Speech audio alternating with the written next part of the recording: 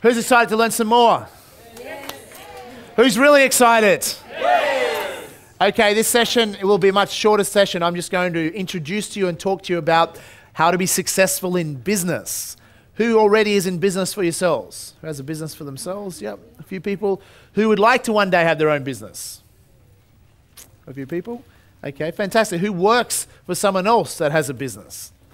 Very good. So I'm going to talk to all of you and how this is important to learn.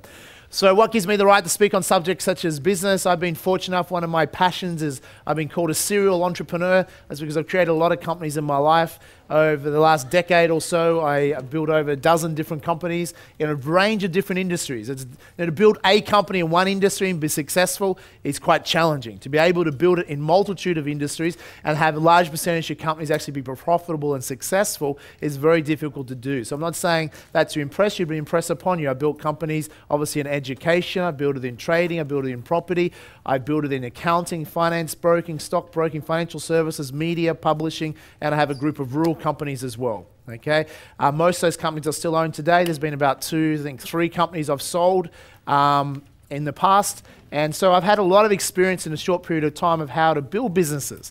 Many of those businesses, are $1 million plus companies, over 8 of them, and some of them, as I said earlier this morning, are over $30 million plus companies. So I'm not saying that to impress you, but impress upon you. I'm not a professor at a university talking about how to build successful businesses. I'm someone that's had to do it from the ground up.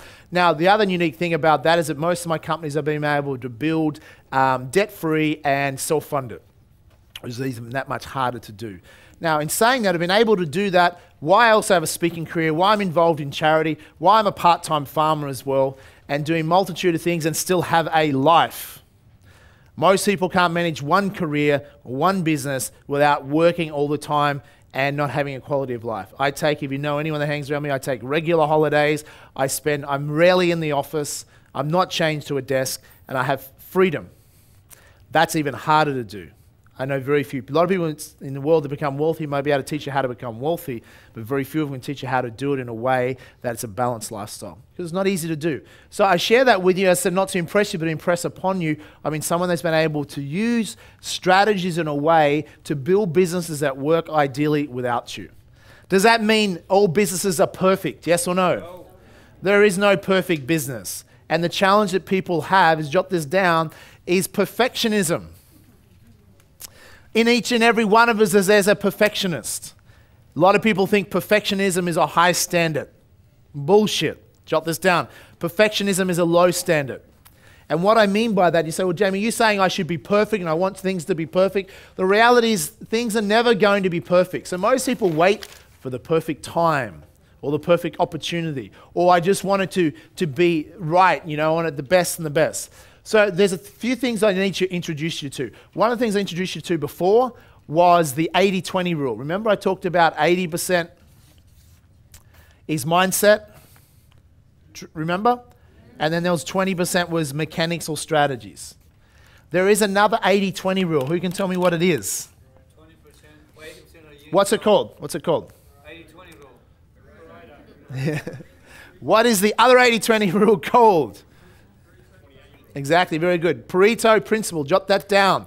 So there is another 80-20, it's called the Pareto principle. Some of you have obviously heard of it, some of you haven't. Pareto principle wasn't created by, but become famous by an Italian economist who made it public, etc. Talked about, it's a principle, it's an observation, it's not an actual law, it's just an observation. The observation though is very crucial. Most people are too busy making a living that they forget to live. Most people are too busy working to become rich. Does that make sense? One of my mentors said, Jamie, you need to, if you want to become wealthier, you need to stop being so busy working all the time. You need to actually take a step back, think, and become rich. Does it make sense? Most people are too busy with activity. But are they really producing it? Because most people say what they lack is, apart from not having enough what? Money, is not enough time. And we need both to have the lifestyle that we want. We need time plus money. So what most people will do to get the lifestyle they want, they will sacrifice what? Time to get more of this. And it doesn't work because ultimately they might have more money, but they don't have any more time. They want to spend time with their family or travel the world, have freedom to do what they want, but they've sold their time to get the money. And in Western societies, we create an epidemic where people are chasing for the pursuit of money, and they're climbing this corporate ladder, and they get to the top, and they find the ladder's leaning against the wrong wall. It's not got them to where the lifestyle they want. So we need to do things differently.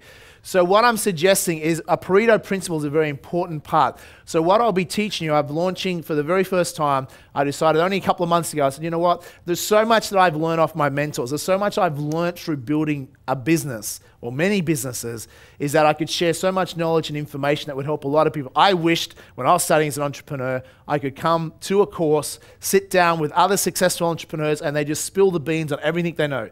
Every distinction, every idea, every concept, how they do it. How do you start a business from scratch and make it a multi-million-dollar business? How do you do it with no money? Who'd like to know how to do that, by the way?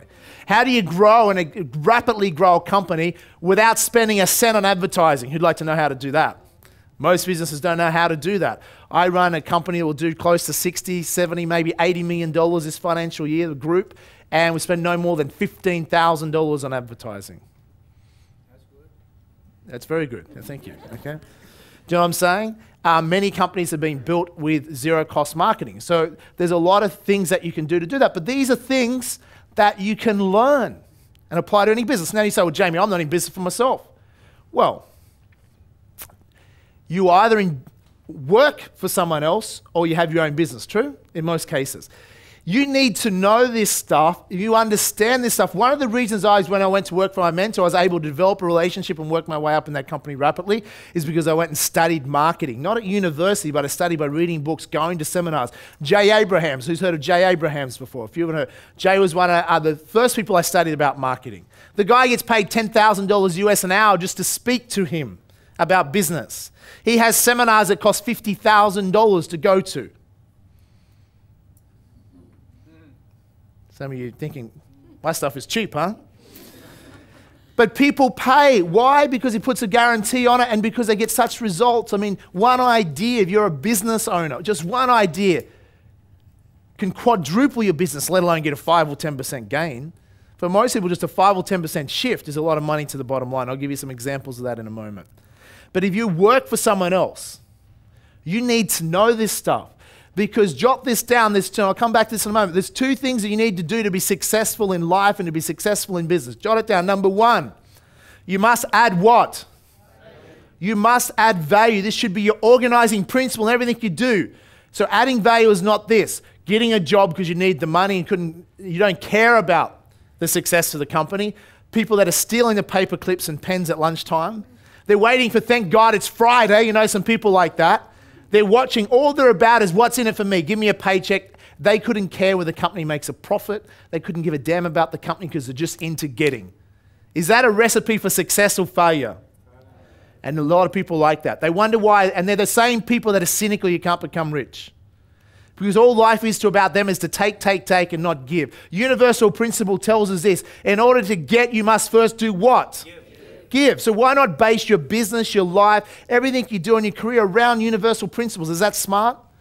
Based on that, because it's long term. So in business and anything you do, it should be based on how can you give and contribute. Who's heard of Facebook? Now, I highly recommend The Social Network, the movie that's out about Facebook, to go watch it. Who's had a chance to see it? 1, 2 people? You haven't seen that yet? 3 people? Facebook, the Facebook movie that's out at the moment. It's already out, but Social Network it's called.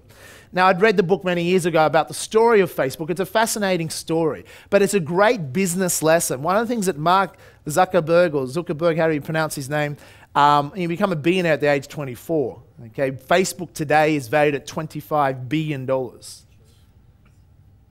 $25 billion.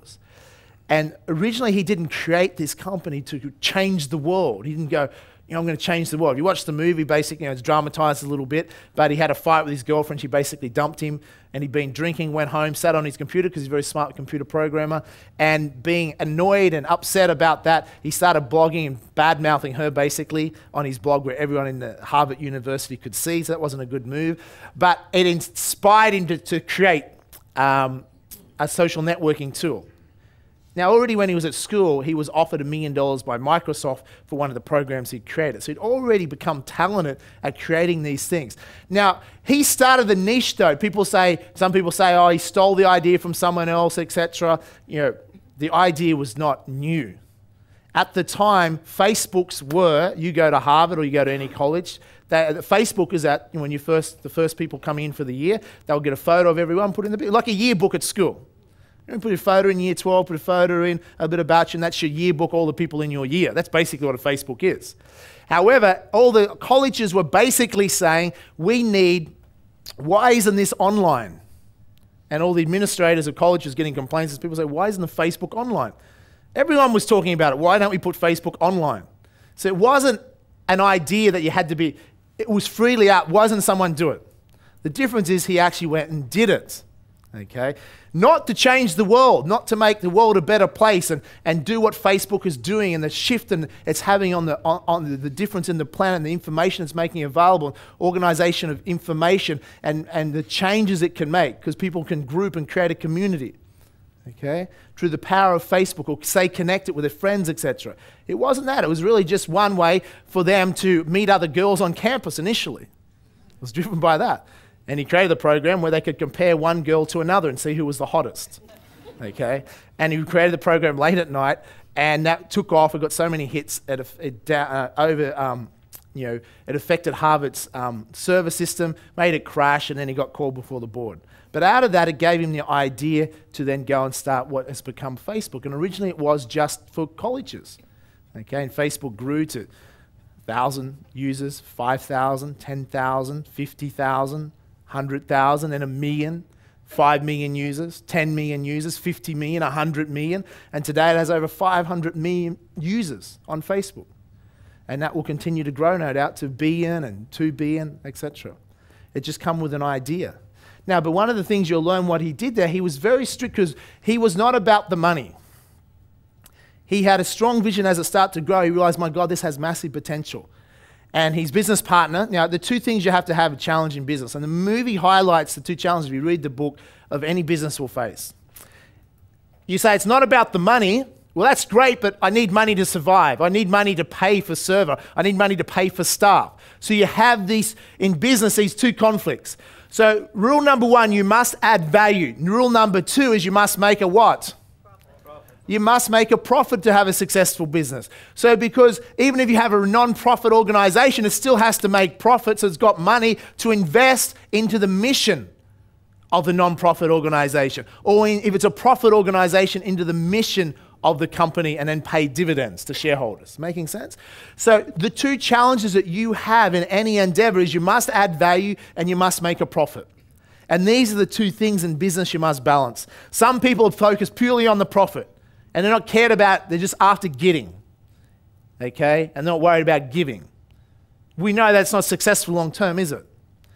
Other people are very good at the giving, but they have issues with money or charging, etc. And as a result of that, they're making very low or small profit. And as a result, their impact to reach a lot of people is limited because they're not making enough profit to invest, to grow the company and reach people. Who's following what I'm saying? Okay? And these are the challenges that Facebook grew. They're like, Mark didn't want to monetize it too early. In other words, put a lot of ads on there and they could make money quickly because he wanted to make it huge and large, and he always said that when it gets really big, it will monetize itself. But he didn't want to affect the integrity of the product. He wanted to focus on the end user, that people have the experience they want. As long as they get the experience they want long term, it'll be successful. But his business partner who's funding the money has different problems because he's like, well, we need money, we've got to fund it. Either we've got to raise capital to fund it until it makes money, which obviously they did, or you've got to sell advertising or a combination of that in the short term to pay for it because you can have this great vision, you're going to have 500 million people on the planet using your product, but you're not going to get there if you don't have the money to get there. Who's following what I'm saying here? So these are challenges everyone in business follows. So you must have two organizing principles of the Business Academy program, and what we teach you there is add value and make a profit. And that's if you focus on those things. So how do you add more value? Well, you've got to come up with ideas. If you have a business already, you're going to say, well, we look at your business and say, how do you get your business to reach more of your customers? How do you have greater impact and do what you do but do better? Okay? If you don't have an idea, you might be saying, well, how can I come up with a business idea that works? One of the common things that I get in emails, etc., from people all the time is, I've got an idea for a business. Do you think it'll work? Okay. Or I've got an idea for a business. Would you like to invest in it? Okay.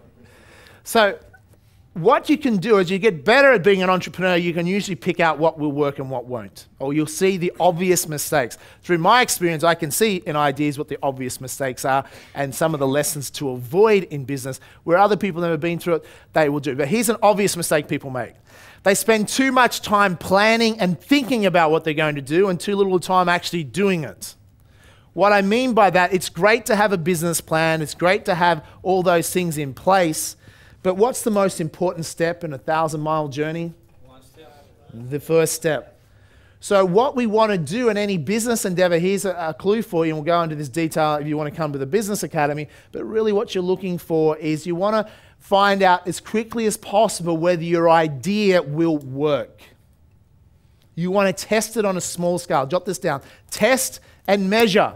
And any idea you want to do, you want to test it on a small scale, whether it'll work before you go and spend 6 months, 12 months, 5 years of your life creating this great product or this great business idea. Because a lot of people don't want to find out whether it'll work because they're afraid, it's that when they don't know it's work, at least they can justify spending all this time, etc., and being excited. They don't want to risk failure. So they're avoiding whether it'll work. You don't want to waste time. I want to know if something's going to work pretty quickly before I'm going to put any time, money, or energy into it. Now, how will I find that out pretty quickly? 1, through experience, but 2, pretty much understand this. Any business that you want to start, any idea that you might have, has probably already been done. Make sense? Somewhere on the planet, it's probably already being done, or something similar. Just like with Facebook, there was other types of networks that had started, social networks. Social networking was invented as a term back in 1960s, Department of the US Defense Force. They have a department there that people that are very intelligent that have to predict future trends. And back in 1967, some of these professors predicted what would happen in the future with social networks. That's the way eventually it would be online computers, people would communicate that way. Way back then. Okay? So it's not, they say everyone comes up with at least one idea to make $1 million in a lifetime. Who's sort of seen an idea that you've had and other people have actioned it and had a successful product out of it? Everyone knows an idea and other people implement it. It's not, you don't necessarily have to have the idea. Bill Gates, one of the wealthiest people on the planet, was MS-DOS his idea, yes or no? No. He bought it for about $50,000. Someone else's idea. He had the vision, though, to take action with it and to build a business out of that. Does it make sense? So it's not so much the idea. The world belongs to people that can action ideas. So if you want to find something that will work, one of the first things what you should do is look at things and go, this is what I tell people, has it been done before? Or is there something similar? So whatever your idea, whatever your business is, has it been done before? Generally there is. How will you find that? Google. You can Google pretty much everything. So Google and do some research. Find is there websites, is there companies that have done something similar to what you want to do. Because the shortcut to success is to find a what? A model. You're looking for a model. It's easy to find a model of something that's similar or been successful already, and then to say my idea is going to be to improve that, or do it slightly different, or do it this way to improve on the model. Because you're starting at success, you're starting up here. And then you're just going to improve it. Better than starting down here with an idea that's unproven. Most people waste so much time, money, and energy on unproven things. You want to test. When I launch new companies, we test on a small scale. We want to test on a small scale. Because why are we going to spend too much time or money if it's not going to work? We want to know as quickly as possible, will this work before we commit more resources to it? Plus, you want to test because you don't want to grow a company too quick either. If you grow a company too quick, that's, grow, die is a common analogy. So you always want to test if it works on a small scale, okay? Here's what most people do. I had people come to my seminars before from years ago. They go, Jamie, I took an idea from one of these seminars. I've gone out and bought a couple of investment properties. They've gone up in value. Things are great. What should I do next? What should you do? Do the same. Exactly. Repeat the pattern. Repeat the pattern. If you repeat that something's working, repeat the pattern. Okay? If something's not working, what should you do? Stop. Exactly. Stop. Most people are told, Jamie, I've been told I've got to be persistent to be successful in life. So they'll persist at doing the same thing over and over again, but expecting a different result, which is the definition of what? Insanity. So if something's not working, what you've got to have, jot this down, you've got to have acute senses. Well, another word for that is sensory acuity. To be successful, you have to have acute senses of what works, what's not working, to notice what's working. Like in your investment strategies, you're to notice what's working, what's not. Okay, the difference between making $100,000 a year, $250,000 a year, $1 million a year, $5 million a year, it's fine tuning. People that make $5 million a year don't work, 5,000 times harder than people making $50,000 a year. Somebody's like, I don't have enough time. It's not about time. It's about organization of your time and being productive in what you do with that time. It's about what value you add. So here's what I'm going to suggest to you. If you're, in most cases in this room, if you're not making as much money as you would like right now, I'm going to suggest something to you, that you're not adding enough value to society. Repeat after me. Something to think about. If you want to create more wealth in business or in your career, or in anything you do, you need to say, how can I add more value? Now, one of the ways you're going to do that is develop your skill set. And there's certain skills you need to have that will help you add more value. Now, there's some exceptions to that. You can work for some government departments and it doesn't matter how much value you add, you'll get paid pretty much the same. If you're a school teacher, you're pretty much going to get paid the same as all other school teachers, and God help if they're trying to change that where top teachers will be rewarded more. And there's the resistance to that idea. Okay, it's communism, socialism. In socialism, everyone gets paid the same. This flawed philosophy that everyone is equal and everyone should earn the same amount of money. Sounds good in theory, doesn't it? That everyone will have food and house and shelter. How does it work in reality? Those who ever grew up in a communist country, does it work too well? No. We know some ex-communist countries, it doesn't work too well. So what I'm saying is that those in society that want to earn more, achieve more, be more, should be given that opportunity to do so. And it's people striving for more is what increases our economy, then creates more jobs, that makes things happen. So whether you're ever going to be in business for yourself, I'm going to suggest this. Some of you are better off never going into business. Do you want the truth? Yeah, sure. That's the truth. Actually, many of you would be better off not going into business for yourself. You say, well, Jamie, I thought you were going to be teaching us about business and business academy to teach us how to be great entrepreneurs. The reality is not everyone's suited for being an entrepreneur. Not everyone will be good in business. That's the reality. Some of you would be far better being entrepreneurial, jot this word down, entrepreneurial managers. Because what do successful entrepreneurs need that have companies, that have the vision, have the product, have the idea? What they need is good quality people to run those businesses, to grow those businesses. If you work in a company, if you can develop the skill set to be an entrepreneurial manager, you can actually make as much money, or in many cases more money, than the people that own the businesses. Kerry Packer, when he was alive, used to get annoyed that his executives that run some of his companies were buying up houses in the same street as where he lived in Sydney. So how can this be? Because in the past, 100 years ago, the owners of companies were rich, the workers were not so rich. These days, many managers and executives make just as much, or if not more, than the owners of the company or the shareholders of the company. Making sense? So if you can develop the ability to understand business and learn these skills that I'm teaching you, you can be a far more valuable employee. And you can renegotiate your structures with the things that we teach you so you can take a percentage of the pie. So you become more performance related, not just salary. Because if you're selling your time and that's all you're selling, you're never going to make it if that's all you're selling. And even if you do make a lot of money, you still have to be there to earn it, so you're not going to have the quality of life that you want. So you've got to rejig that. Do you understand what I'm saying, though? For some of you, you'd be better off getting better at understanding these skill sets. Why? So you can go back to your employer and add more value to the company.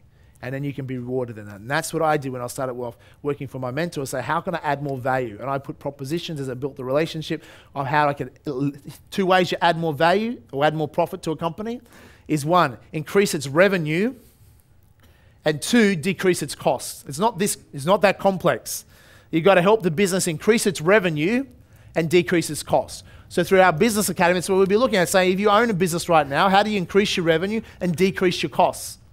If you work for a business, you should be focused on that, because then you can participate in more profit if you get good at that, and you can be rewarded for an increase in sales or rewarded for an increase in profitability of a business. And if you can't negotiate something where you work, you can earn that somewhere else, except if you work for the government. Okay? There's different rules apply. However, do many government agencies outsource now and take on consultants, etc.? We can make a lot more money. Okay? Now, some of you that are entrepreneurs need to, if you own your own business, need to actually start being the entrepreneur and stop managing. Because usually you have a skill set that's good at one. The times in my companies where I've learned to stop being the manager and start being the entrepreneur and bring in people that are better managers than me, is the companies have gone to new levels. Richard Branson. Is Richard Branson the world's greatest manager? Yes or no? No, nowhere near it. But he's the world's greatest entrepreneur. So should Richard be micromanaging every one of his businesses, or should he be the entrepreneur coming up with the ideas and setting the vision? Should be the entrepreneur. Okay? And that's where he can add most value to organization. So Richard has focused on PR because he enjoys that a lot. He comes up with the idea. He's able to assess quickly whether an idea will work or not. He's responsible for helping put the team together, giving them the vision. Sometimes the venture capitalist, the funder. Because basically the Virgin Group is a venture capitalist group, if you're not aware of that. It's a branded venture capitalist group. Most of the companies are started because people come with ideas to Richard. They come with new ideas. You know, you travel with him to the airport. I can remember in Los Angeles a few years ago with him at the airport. As soon as we got off the plane, he's swamped by people, entrepreneurial people they're trying to pitch to Richard, their business ideas. Okay? He's a venture capitalist. He has a whole board in place where ideas are submitted, and they'll look at and dissect, and they'll take ideas on. They'll put some capital into it maybe, and they'll brand it as a Virgin company. You might know a little company that was just an idea on a napkin. It's called Virgin Blue. Little airline company. Brett Godfrey used to work for a Virgin airline company in Europe, and he came up with an idea. And he pitched and eventually got it through to Richard Branson to say, here's my idea, we should start an airline in Australia. We could be the third airline. Now, anyone knows history, what's happened to all the third airlines in Australia? They've all failed miserably. So it's not an easy pitch. Brett eventually convinces Richard to put $10 million in seed capital. Richard just writes out a check for $10 million, trusts Brett, and they launch Virgin Blue. $10 million seed capital. Richard obviously gets most of the company because it's his money. Wouldn't happen otherwise. Now, obviously you might say it's luck or timing or whatever. It was just before September 2001, and Ansett went under. Remember, before the Ansett went under. So the number 2 airline disappeared. They were a small company, had just started a few months before that, and were building up, and they'd actually been offered a lot of money by Singapore. I can't remember Singapore Airlines, because they owned part of Ansett, and they didn't want a competitor. I think they offered something like $100 million to Richard to shut up shop. Basically, they're going to take over Virgin Blue and just shut it up, because they didn't want competition. And he said no to it. Imagine that, you put $10 million in, you got a very short time later, someone offering you $100 million. That's a pretty good deal, is it true? Yeah. But he's like, no, we put all this effort, and Brett's saying we can't do it because we've hired these staff, we've made these commitments, I've made all these promises, we can't sell, we must deliver. So they didn't sell. And long story short, that Virgin Blue grew to be a successful company, was listed on the stock market, had a market value in excess of $1.5 billion. Richard Branson made $1 billion out of that $10 million investment in less than 4 years. Raise your hand if you like the idea of that. Okay. See, if he was too busy being a manager, would that happen, yes or no? Brett was the manager. Brett was an entrepreneurial manager, and the other team, part of the Virgin crew, that manage and grow that. As the entrepreneur, doesn't even have to have the idea, but has to put the team together, sometimes put the capital in, and is the visionary for what can happen. Okay? Doesn't mean Richard doesn't know the intricate details of how to run an airline business or a lot of his companies. He actually does. He's on the ball. He knows intricate details. but he's not in their day-to-day man. He has to learn to do something that's very powerful that most people can't do. And that is, jot this down. And this is why most people are not billionaires. Because to be successful in business, it's a slightly different mindset to being an investor. Before I was teaching you about how to become a millionaire, have the millionaire psychology to be an investor, to be an entrepreneur, it's a slightly different mindset. Very few people on the planet are successful in business and investing. Those who are successful as entrepreneurs are usually good in business, but never focus on being an investor. But it's just a learned skill. I've been fortunate to learn both skills, but I've had to go out and learn that. Okay? So the key you're going to jot this word down. This is one of the reasons why most people are not as rich as they can be. They have to know how to delegate, and most people cannot delegate. You either have money at work or you have what at work to become wealthy? People at work. Jot that down. Richard Branson is a multi-billionaire because he has a large amount of people at work for him throughout his companies. To do that, you need to be able to get leverage and delegate. And this is where most people fail miserably because their attitude is, well, I might as well do it myself because at least I know it'll get done. Who knows some people like that? Who knows some people like that intimately? Okay. And this is part of the challenge because we all have this control freak, a perfectionist within us. At least we get the job done properly. I understand. The greatest challenge in business is to be able to train, to have to delegate, to rely on other human beings. My first mentor said, Jamie, running a business is pretty much like running an adult daycare center. Actually worse, because an adult daycare center, you get paid to look after them. Here you have to pay them. Okay, to run amok. So the other thing you need to be financially, to be successful as an entrepreneur, jot this word down, you need to be flexible. If you're not flexible, you're going to get bent out of shape. One of the reasons most people are not as wealthy as they like to be is they're too inflexible. They can't handle things going wrong. Do you think if Richard Branson was inflexible, he could be successful to the level that he is? Yes or no?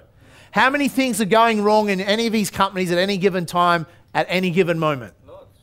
So many things. If he worried about every little thing, he'd be stressed out. So you have to be able to be flexible and accept things will not always go to plan. Things will not always work the way you want. So if you want a perfect business, then guess what?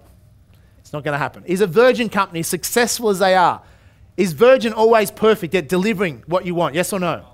No. Who's a Virgin fan? Who's a fan of Virgin? Okay, a lot of people in here, raving fans. As much as you even love the companies, there's sometimes it's not a perfect service. Yep. That's life. So if you think you have to have the perfect business to be successful, then you're not understanding it. Because there is a discrepancy. And this is what you've got to understand in life. There's a discrepancy. If we are a client of a company, our expectations are up here. If we go and a consumer of a company, etc., we have an expectation very high. But in our own life, if you have your own business or your own career, what you deliver often is down here. Because we know the world is imperfect. We would like it to be as perfect as possible, but the world is not perfect. So what people demand and expect of other businesses that they're a client of is a higher expectation than what their own career or business is. Just like if you wanted to sell your house, the price you want your house, if you're selling it for, is higher than the price you would pay for it. True? If you're trying to buy it, you'd be trying to get it for a lower price. There is a discrepancy. When you want to sell something, you want a higher price. You want to buy it, you want it at a low price. If you're a customer of a company, you have a high expectation. You want it to be perfect. Otherwise, you complain. But in your own career or your own business, you know it's not realistic to be able to always deliver at that level because we're dealing with humans. Who's following what I'm saying here? Okay? So my point is this. You do not have to be perfect to be successful. Some of you should be going, thank Christ for that. Okay? Because stop having that element of perfection. You're never going to get there. Is Apple Computers, well, it's not even Apple Computers, it's Apple Inc. Is that a successful company, yes or no? Yes. One of probably the most successful companies on the planet. Who's ever had an Apple product that's broken down before? Okay? They all break down. How often does the iPod and the iShuffle, etc., stop working? You just go and buy another one, don't you? You just like, because does it stop you being a raving fan of Apple though? People queue up for their products because they're great products even though they fall to pieces half the time. They're not perfect, but they're so good, you're such a raving fan, you'll put up with the fact that they're not always perfect. Does that make sense? Because they've developed a relationship with you. They create such cool products that you want, you'll put up with the imperfections. And that's why they've been so successful, okay? So my point is, there is no perfection. You don't want to do that. You want to have the highest standard you possibly can have, but there will be things that always go wrong. Why? Because to be successful in business, you have to rely on other people, okay? And people are generally unreliable. Who's found that to be true? So I'll just do it myself. So to be an entrepreneur, you have to learn how to delegate, train, articulate, and rely on other people to do the job.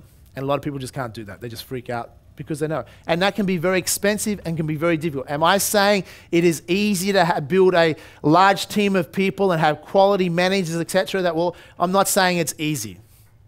It's not. But the rewards are massive in business and financially if you get it right. Or if you get it right to some of the time. So there's skill sets that you can learn about that. And there's a lot of people out there that have those skill sets. So if you want to be a budding entrepreneur, you need to learn the skills to be a successful entrepreneur. And if you're already in business for yourself, you need to learn this stuff that's been taught at Business Academy, period. If you have your own business, if you don't know this stuff, you're screwed, basically. If not in the next 12 months, you will be in your business because you need to have this level of knowledge. Otherwise, how are you going to grow your business? How are you going to adapt? How are you going to change? How are you going to get it where it operates without you? Okay? Most people think they have a business, but if they stop being there, the business falls apart. Does it make sense? Because it's dependent upon them. They haven't learned to delegate. Okay? So, there's things now, if you work for someone else, you say, well, I want to start my own business one day. Well, it's handy to know how to do that before you start, as far as what's the most common mistakes people will make. How to identify and work out as quickly as possible what businesses are likely to succeed, how to pick trends, how to pick industries that are growing, okay, or how to change things. Okay?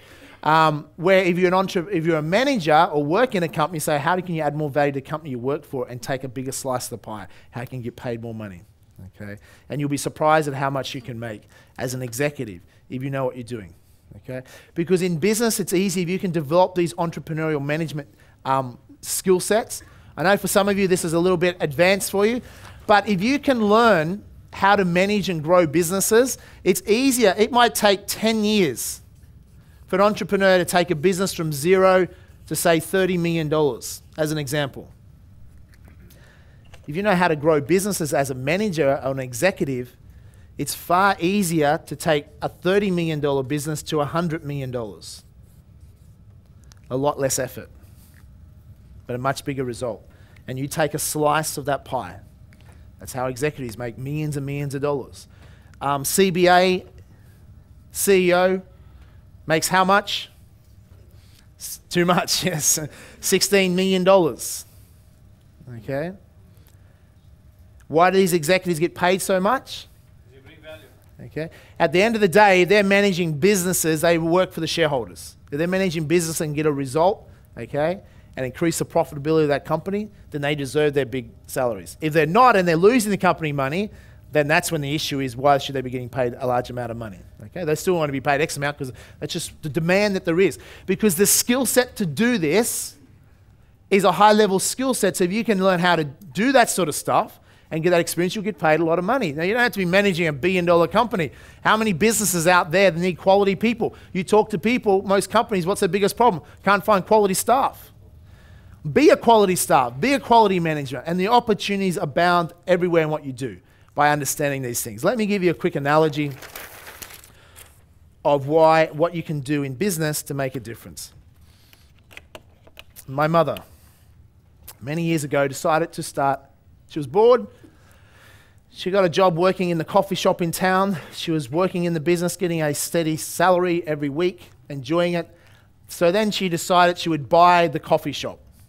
Instead of doing things that I teach people at Business Academy, because I didn't have it back then to teach her, where you can buy businesses no money down. Who likes the idea of buying businesses without any money? There's ways you can buy businesses no money down. I bought a company several months ago. I was in holidays in Bali, and I didn't buy the business in Bali, but I was on holidays in Bali. I was finalising the contracts to buy a business in New Zealand, pretty much no money down. Okay. There's ways to do that with using vendor finance, using different ways to go about doing it. Okay, so even if you don't have capital, or even if I do have capital, why am I going to pay cash out for it if I can get it no money down? Takes the risk away for me. Okay, so I prefer not to pay cash. So I generally build businesses, but I have acquired several companies, and that requires capital. So my mother outlaid and borrowed money to buy the coffee shop. I can't remember the exact figures, but let's say it was about $100,000. They were offered at the time the opportunity to buy the building that the coffee shop was in as well. But Dad declined because he considered debt to be bad. Let's say it was another $150,000 to buy the building. It was a fairly small building where the business was in. He declined to do that because he didn't want any more debt. Okay. Mistake, really. Which debt would you rather? The 100 grand for the business or the 150 grand for the actual building? Because if you could have bought the building, what you do, and this is what I do when I buy commercial buildings, I've got companies, you can put your companies into them, and guess what I do to the rent? You put the rent of your building up straight away. Why? Because commercial buildings are valued on largely 90% based on the rent. So if I increase the rent that my trust will charge to my companies that needs office space, then by increasing the rent, I increase the value of the building. Repeat after me. Something to think about. So you can buy an asset, especially when buying assets through the credit crisis, you can buy distressed assets, okay? And you can increase the value of the building. You could even then sell the building for a higher value because you have a locked-in tenant, even though it might be one of your own companies that's going to pay the higher rent. You can pay the higher rent for X amount of years, but you've made a lot more on the capital growth of the building, so you can make money anyhow, but that's just something else. So the point is they could have bought this as well and bought the building. They could increase the rent and increase the value of the building and made some money out of thin air. Then they could sell the building off if they wanted to at a higher rate. So anyhow, long story short, Mum, building a coffee shop, she was an employee. Thought, I know how to run a coffee shop, but when you start your own business, you have to then worry about all the other things, okay? Now she's working harder, she's got the stress because she has to make enough money to cover overheads, and if anything's left, she gets some. So it's taking up a lot amount of time, and the passion and the joy for it is now disappearing because it's becoming quite a headache. It's quite stressful, especially when you're not making a lot of money from it as well. It gets challenging, okay? So I said, look, this is what I would do differently. It's up to you, but this is what I would do. The first thing I would do to fix that business is this. The business was doing, let me work out, I'm going to guess the numbers, but about $15,000 a week in takings, okay? So the first thing I said what you should do, now jot this down, this is what most people should do. The reason most people are not making the money they want is, one, they don't charge enough for their time. They don't feel worthy, they have issues with money, they feel, well, if I charge more, then maybe people won't love me. Make sense? Or maybe people will say whatever, they won't love me. Okay, that's basically what they're saying at subconscious level. They're not confident in their own product to say, this is what I'm going to charge. So, as a result of that, she wouldn't put the prices up. So I said to her, here's what I would do. If I was working for you, this is what I would do as a consultant, and this is what I'd do if I owned the business. So the difference is some people will struggle in business where others can come in, same business, same industry, and do well from it. What do I know about running a coffee shop? Nothing. But as an entrepreneur, do I need to know anything about running a coffee shop? Nope. Because you can learn that if you need it to, but I'm an entrepreneur. I'm not going to work in the coffee shop if I wanted to own it. Why would I? Because I'm managing that and I'm not going to make the money. As an entrepreneurial investor, I would say, here's what you need to do, Mum. You need to put your prices up 10% across the board immediately. Put up by 10%. So if coffee was $3.50, it's now going to be what? $3.85. But I said, Mum, you probably won't do this because most people won't do it. Okay? But this is what I would do if you want to change your business. And this is what you should do in your own business. But Jamie, I work for someone. If you should charge 10% more immediately, what does that mean? You should increase and negotiate for a pay rise. Your salary you get is your business. That's you. Most people don't charge enough. The amount of people I've inspired and motivated through seminars have just gone out and there's a particular strategy we teach in the Internet and Business Homestudy. Actually, it's in the Internet and Business seminar. It's part of your membership. So one of those strategies is how to get a pay rise. The amount of people who have left the seminar, use that strategy, increase their pay instantly. Okay? It happens time and time again. If you're adding value and good, you can easily get a pay rise. Why? Because, face it, for a company to recruit someone to replace you, do they pay recruitment fees? Yep. Are they cheap? I say the recruitment company purely because the amount we used to pay to recruitment companies was outrageous. There's a trend for you. If you want to start a business in a good industry, if you like recruitment, there is so much money to be made in it. Okay? It's ridiculous. Ridiculous. Why? But people just pay it because what's their choice? Companies need good people, so they will pay recruiters good money to recruit them. So you have to pay recruitment fees. They have to pay retraining costs. For all that, if you're a good employee, it's not worth the headache. It's cheaper to give you 5 or 10 grand pay rise than lose money by recruitment, etc., and doing all that. So often people can get pay rises, but you've got to go about it in the right way. You've got to present how you're going to add more value to the company. Remember, to make more profit, you've got to add more value. You've got to pitch it what's in it for them. It's not what's in it for you. To get what you want, you must figure out what they want and give them what they want and increase the chance of getting what you want. Does it make sense? It's all about a negotiation. So long story short, now, by putting up prices by 10%, here's the magic of what can happen in business. Okay? Mum was probably struggling at the time to make $500 a week, not even get a salary back that she had when she was working for the business before she could do this. Now, the reality is, I said, Mum, you put your price up by 10%. Most of your customers won't even notice and they won't even care. And the ones that do and can complain, they'll go elsewhere, which is exactly what you want to happen. Let them go elsewhere and send your competitors broke, selling them coffee or whatever at such a low price you're not making any money. I said if these people in the community knew that you're struggling making bugger all, delivering them a service, most of them would gladly pay more money because they feel that why, they don't, it's not a charity. You've got to be able to make money by what you're doing. Otherwise, you've got to value your time. Otherwise, why are you doing it? Making sense? Just follow what I'm saying here. Put your price up by 10% in this example. Guess what happens? 10% pretty much would lose no business. Extra 10% on turnover is about $1,500 a week. Now, a large percentage of that is actually profit because the rent's already paid out, takings, everything else is paid, apart from some food costs.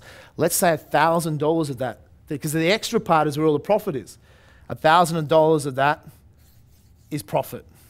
She's making $1,500 a week. If she makes an extra $1,000 a week, by simply putting her prices up by 10%, her profit has now increased to $1,500 a week. She put prices up by how much? And how much has her profit increased by? 500 to 1,500 is how much? 300% to the bottom line. Repeat after me. Something to think about. When we're talking about business, you only need a magnitude of changes in some places and it makes an exponential change in the bottom line. Most people don't charge enough. Okay? By her charging enough, making money, is she going to be more excited about the business? Is she going to be more passionate, more able to be more creative about improving the products and services because she's not worried about going broke all the time? Is she able to maybe afford to hire better quality staff or spend more time training? Okay? So I'm not saying just put your prices up and be a rip-off merchant. I'm saying add value, improve your product, be proud of it, make it even better, and then you can charge for more. Because do people just want cheap, cheap, cheap? Yes or no? Some do, okay? And if you're in the business where you're dealing with cheap, cheap, cheap, get out of the business. Move to another industry. If all you're competing on is price, then you set yourself up for failure from day one. Change what we do in that case. If you're in an industry like that, change your business so you're not pitching based on price. A USP, jot this down. USP, J. Abraham's taught me this. USP, who can tell me what it stands for? Unique selling proposition. Make your business unique. Thus, then you don't have to compete on price. Then you don't have to compete on price. So make it unique. If you're saying, well, Jamie, I can't put my price up, my competitors will undercut me. That's your problem. You set yourself up for failure. You need to make your business unique. Okay? Otherwise, cheap and nasty. You know, one of the reasons why America's economy is declining and crashing is because the age of bargains. Everyone's competed to the lowest level. It's good for us consumers to get things cheaper. But do you always want cheap and nasty, or do sometimes you want quality? Let me ask this question. Guys, if you're going out on a date and you want to impress a lady, do you go, I want to take her to McDonald's? Well, no, the meals are fairly big. It's cheap. It's going to save me money. Is it going to work? Is it going to get you the result, folks? You will go, probably not, okay? Now, you don't want to go the other extreme and impress them too much, because then you set too high expectations, okay? So you have to you have to work that out, how you do that. But if you want to impress someone, you want a quality experience. You don't care if it's going to be looking at the price. You want to pay more because you want a quality. You notice the most expensive restaurants in the world, you get the smallest meal in the world. You get the cheapest restaurants in the world. Have you been to Denny's in America? You know, for $3.95, your breakfast is this big. Okay, 3 weeks later, you're still trying to digest it. Okay? So you want a quality experience. So people aren't just after cheap. People want quality. People will pay. They'll pay more whether you're a consultant or you're an employee. You deliver quality. If you're in business for yourself, deliver something different, unique, and added value, people will pay more for it. Why? Because we all want better experiences. Is it true? Money is not always the consideration. In some cases, it might be. If we're competing just one TV that's identical from somewhere to another, yeah, maybe price. But even then, you know, it's often convenience or what we want. So don't get into that trap of you can't charge more. Add more value and charge more. Enjoy your business and start adding and creative and adding more to what you do. And that's the key. A 10% increase there can make a 300% difference to the bottom line. Now, that's just one of a dozen strategies I can teach you that you can go through a business and dramatically improve the quality and profitability of a business. People that have done this have been able to increase their profits rapidly. One 19-year-old kid, one of the things that we'll teach in Business Academy as well, as apart from how we'll go into also how about buying businesses, etc., but also capital raising. Okay. Now, it's a little bit advanced, and for most of you, I won't go into too much detail, I'll just give you an overview of it quickly. But there's a few things that you can do in business. One, ultimately a business should be built to sell it. You should begin with the end in mind. So you should be thinking, okay, what ultimately I'm going to do with this business? Okay. So when I sit down with a lot of my business partners, we will have like a 2, 3, 5-year goal and say, okay, this particular company, in 5 years, we might want to exit. We're going to build this company up to do one. We're going to sell it, okay, for X amount of value, X times multiple, which is the terminology you understand as a share investor, X times what its earnings are, its profits, and we want to either sell the whole lot in what's called a trade sale. Jot this down. So different ways you can sell a business. I'm just about out of time, so otherwise we'll be here for 3 days teaching you the Business Academy. Okay. Who has an interest in learning more about business and things like that? Who has an interest in getting paid a lot as a manager to manage other people's companies? Okay. Who would like to start a business one day? What was I up to? Trade sale. So different ways you can sell a company. One, you can trade sale it. You can IPO it. Okay. These are your different options. What's a trade sale? You find another company who wants to buy it and you sell it, generally to a bigger company. IPO it. IPO stands for what? Initial public offering. So it's a company that's being floated, is another word, floated on the stock exchange for the first time, where you can buy shares in it.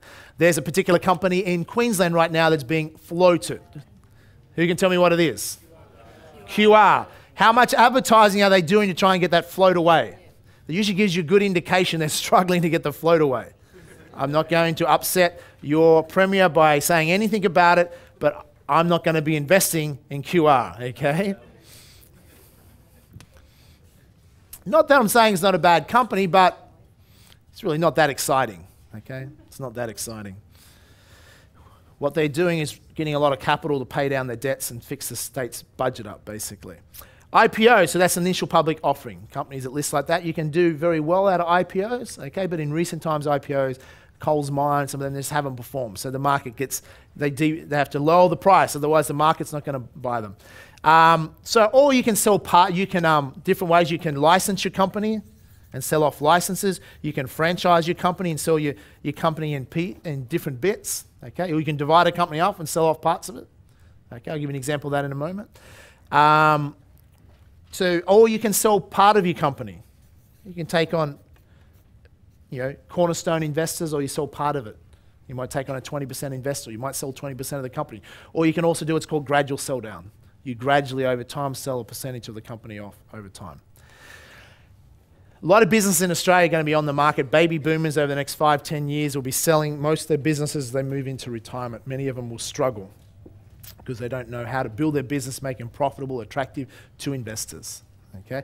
As an investor, you can also use business strategy where you can buy businesses, have someone run them, okay? Have someone run them as a passive, and you're a passive investor. They run without you, okay? There's a lot of opportunities with that. I'll give you an example of that in just a moment, okay? So that's how you can go about doing it. One way, let me teach you a couple of things. One way you can raise money, there's different ways you can raise money in Australia. You'll generally need either a prospectus to raise money. It's an ASIC approved document that might cost you anywhere from $15,000, $20,000, $30,000, $40,000, $50,000 plus to get a prospectus done. And that's just basically an official offer document, okay? Which means you can go out to the public and offer anyone shares in your company via prospectus. Outside of that, that's fairly expensive for a lot of people, and only if you're going to be doing a larger capital raising.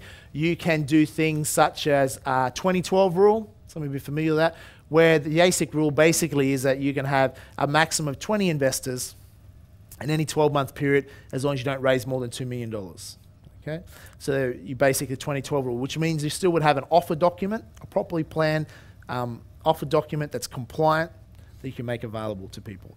So there's a combination of different things to do. I myself have never listed as an IPO. I was going to list some of my companies before the credit crisis, had done the full scale, everything through, bought in place, investors ready to go, and then we pulled the offer doc as soon as the credit crisis hit because the share market collapsed and it just wasn't worth doing. And I'm actually glad that it didn't go ahead.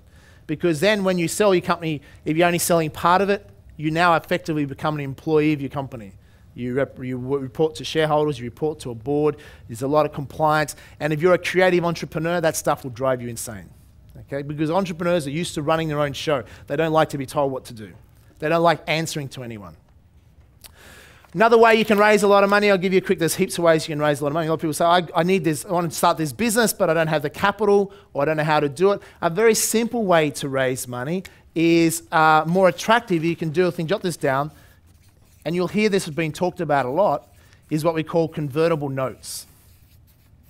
Okay? A convertible note is this. It's another tool you can use to raise money for your business. Now, you obviously need to know how to do this. You need lawyers, etc., to draft up correctly.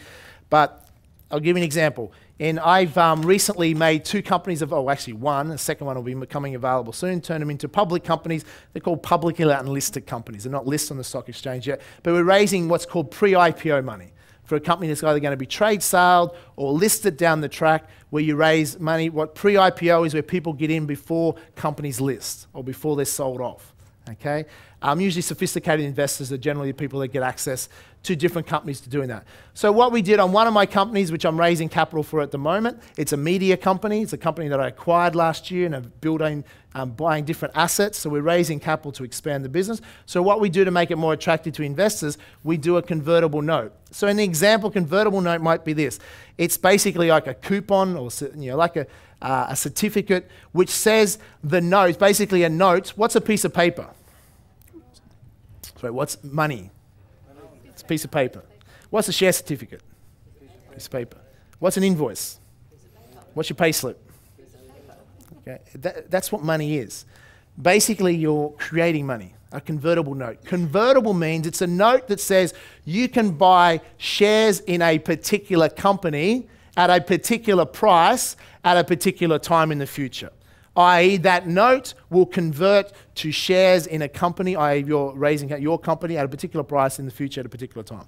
So for instance, what we do in one particular company, we're offering 9% per annum. So in other words, a note holder that buys one of these notes gets paid 9% per annum, and you can be 10%, it can be 15%, it can be 6%, whatever the note is offering as far as a return, and for whatever period of time. In this example, it's 15 months. This is for a media company that I own. 15 months, 9% per annum. So the note holder gets 9% for 15 months. Then it converts, convertible note, to shares at 10 cents in 15 months' time. Does it make sense? So what that means is that you can, another way to raise capital, you can either just issue shares and you have to find investors or invest in shares, or you can make the raising more attractive to investors. And you'll hear the market talking about convertible notes at times. You go, what the hell is a convertible note? You know, it confuses you.